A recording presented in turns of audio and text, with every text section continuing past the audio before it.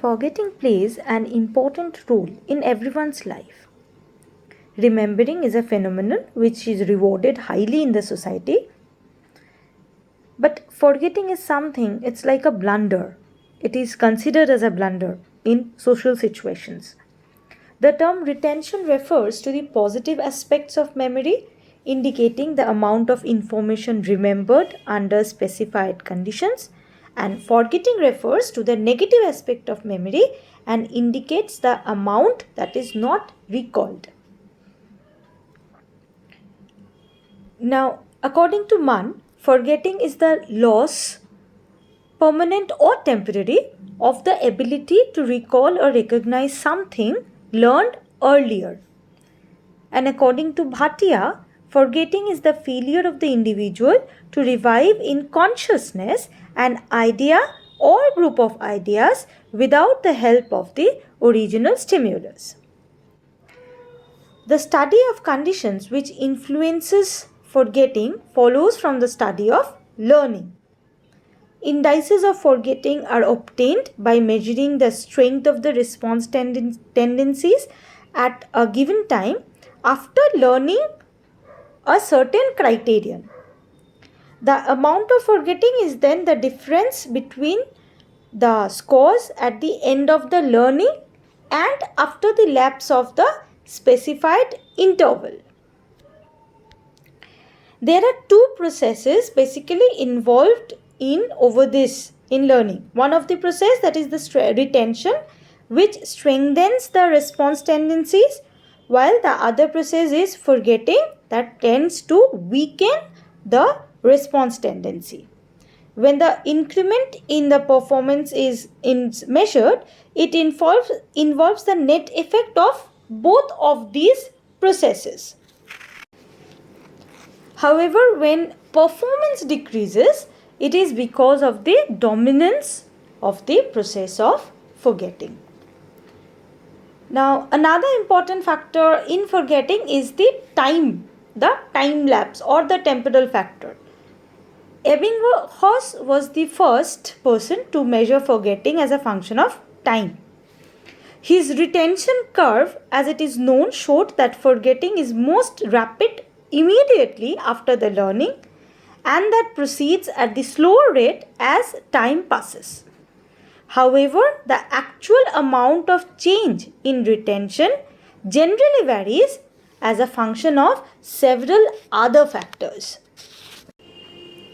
Ebbinghaus also presented the earliest systematic work in studying the phenomenon of forgetting. He himself worked as a subject for the studies and described his results by sketching a curve of forgetting. Through his experimental data, Ebbinghaus concluded that the amount of learned material forgotten depends upon the time lapsed after the learning. And the second thing is the rate of forgetting is very rapid at the first and then gradually diminishes proportionately as the interval lengthens. Now, there are actually various causes of forgetting. Various factors contribute to this phenomenon of forgetting. Now, some of the factors we'll be discussing over here. We'll be starting with the decay theory of forgetting. This theory implies that forgetting occurs when the passage of time weakens the associative bond. This theory assumes that learning leaves a trace in the brain which did not exist prior to the learning. That means learning actually develops a trace in the brain, and this trace is decayed or faded with the time and disappear after prolonged disuse. That means if we don't rehearse, if we don't use the material, it will decay. Such fading or decay is believed to occur as a result of the normal metabolic function of the brain. However, one criticism arises from the fact that some learning is forgotten instantly while some is retained for a very long time, even though it may not be used for decades. Another criticism that cropped up against this theory is that forgetting due to disuse of memory trace should be processed that whatever learned at the same time then should decay in the equal pace. But in many cases it was seen that if we learn two things at the same time, it might be possible that one of the material is forgetting earlier rather than the other. So from this also there is a criticism regarding this decay theory. And another argument is also there which states that the memories may become unavailable but not necessarily decayed. According to this view, LTM is fairly permanent and information is not lost from it. The difficulties arise in getting access to the information in the LTM and in pulling it out of the storage. Next, we are coming to the interference theory of forgetting. This is a very important theory. This actually attempts to explain forgetting as an action of interfering activities. Multiple activity on the part of the learner and the interaction of new experiences may provide source of interference with what is being learned. This causes forgetting.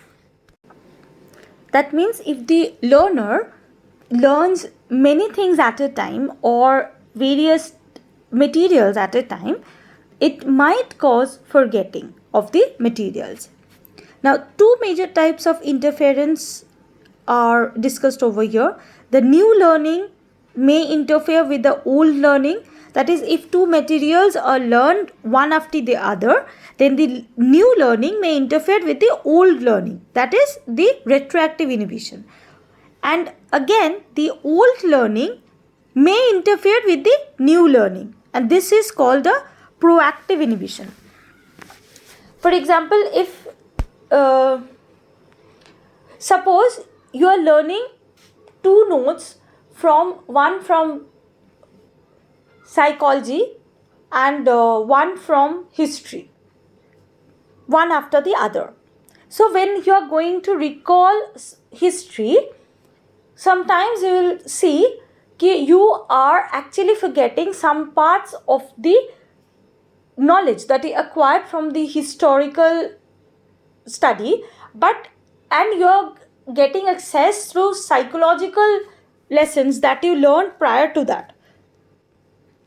And in many cases, it can also happen that when you are trying to remember the psychology notes or the psychology part of the study, you are remembering a bit of the historical lessons at that time.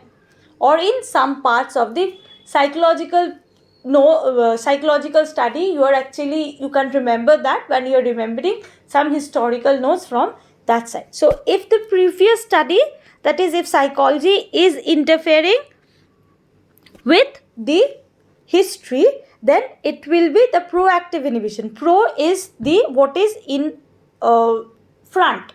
So the interference of the first study, the old study, is interfering with the new study. And if the new learning, that is if history is interfering with the remembrance of the old study, that is the psychology, as it was learned previously, it was prior to history, then it will be a retroactive inhibition. So two types of inhibition occurs. Thus, proactive inhibition occurs when the information is forgotten as a result of interference from the material that was learned before the learning task, and retroactive inhibition occurs when the information is forgotten because of the information presented after the task learned. There is another interesting theory of cue-dependent forgetting. This theory puts forth the view that forgetting is caused by failure to retrieve information from the storage due to inadequate memory cues. It is observed that when one tries to recall some event or information, it is easier to recall when given some hint or a clue. For example, suppose you have been to a party and you are really trying hard to recall a person whom you met in that party, but you can't remember the face or the name of that person.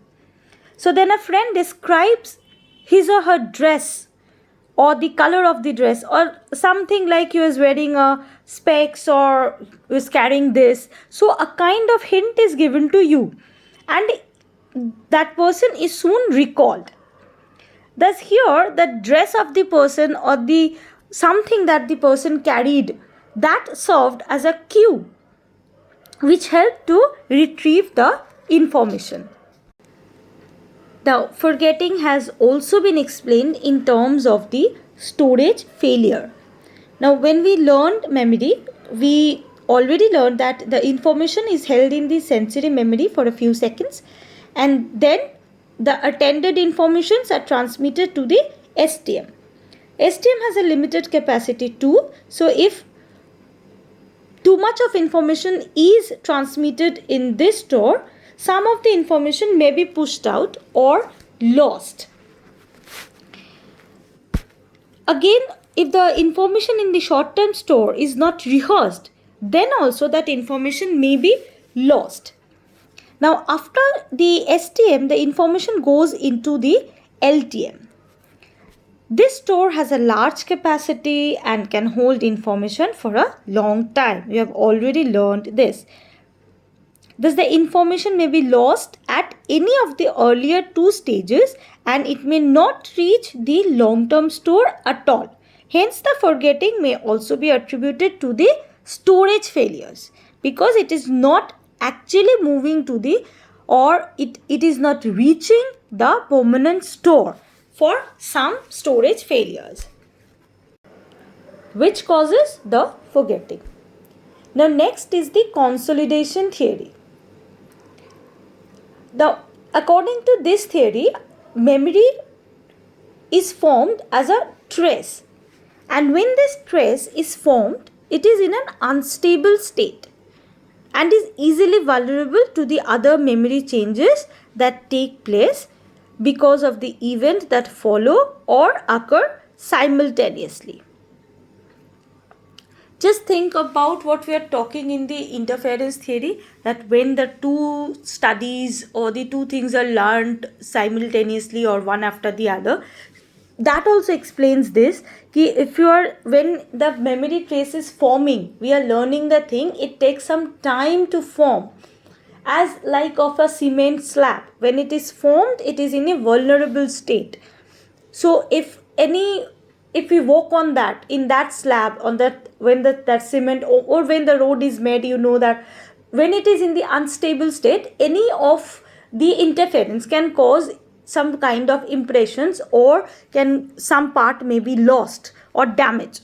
In the same way, when the memory trace is formed, it is in a very vulnerable state and thus can be affected by any of the events that follow or that come simultaneously. Thus, if a memory trace is disturbed by other such traces, the trace might be lost and not remembered.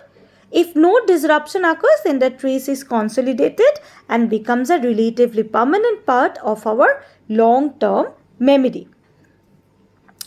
According to this theory, the phenomenon known as the retrograde amnesia, in which a person who has had an injury is unable to recall the event that took place before the accident, just like in our Indian Bollywood movies we have seen, whenever there is an accident for the hero or the heroine or anyone, that person wakes up in a state, I don't remember my name, where am I, who am I? So that is a retrograde amnesia.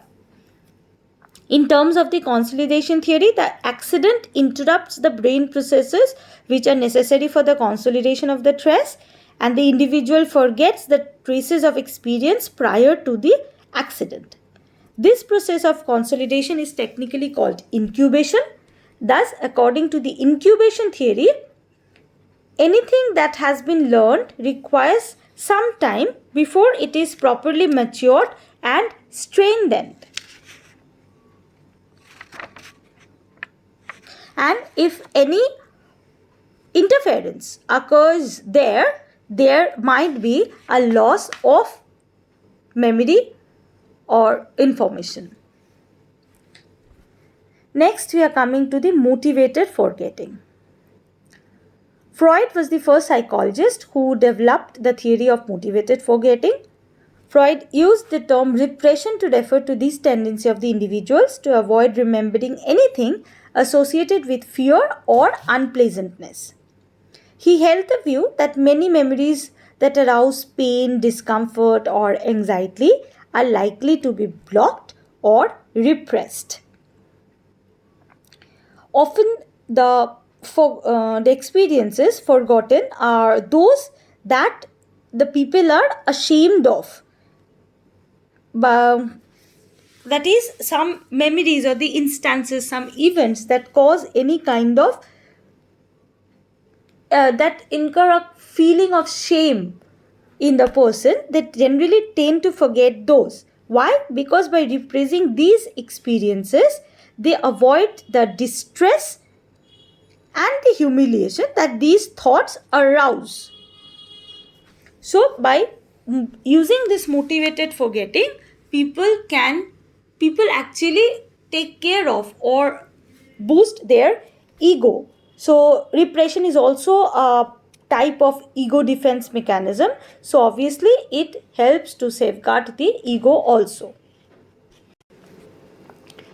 Now then there is a theory of loss of association, or we can call it a linguistic association. Watson is of the opinion that forgetfulness is caused by the absence of verbal association. Infantile experience is forgotten for the same, because when language habit is active, the memory of experiences is possible. For them, people can be told about them. That means whenever there is a verbal association with an event, that it is more readily remembered than the ones when verbal associations are not made. So he says this, that we don't remember our infantile memories. Why? Because that time our language was not developed and we could not actually associate linguistic informations with the events, and as a result we tend to forget those. Next is abnormal forgetting. Abnormal forgetting is a type which takes place due to certain unusual circumstances where the recall is completely blocked. This type of forgetting can be studied under two categories. One is exogenic and the other is endogenic. Exo, it's something from outside. That means exogenic forgetting occurs due to the injury to the brain, like a shock resulting from a fall or an accident which would disturb the memory process badly. That means here the shock is coming from something outside the body. So it is exogenic. And endogenic causes arise from within the individual, which is called or referred to as repression or motivated forgetting by Freud. Another interesting phenomenon with abnormal forgetting is a psychological disorder called fugue. Now, what is fugue? Fugue is generally a kind of temporary period of disorientation, loss of identity and loss of memory of the previous state.